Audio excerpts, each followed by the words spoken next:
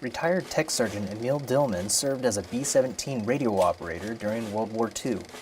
Based out of RAF Alconbury, he flew many missions into France and Germany with the 350th Bombardment Squadron. But talking about those experiences was a much harder mission.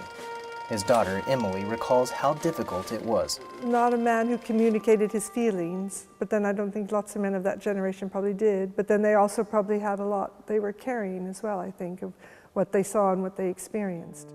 It wasn't until the 90s when she asked her father about his time in England.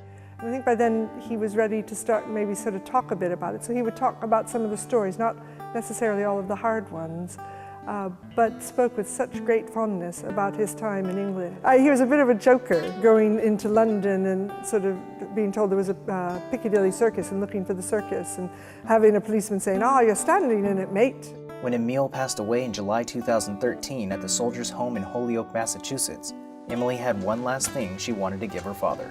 I said, can I take some of Dad's ashes back to England and bring them to RAF Alconbury, where Dad had been based during World War II. And it was also a chance for our son, who couldn't come to the funeral, to feel like he had had a way to say goodbye to his grandfather. Air Force Sergeant Joseph Vigil, RAF Alconbury, United Kingdom.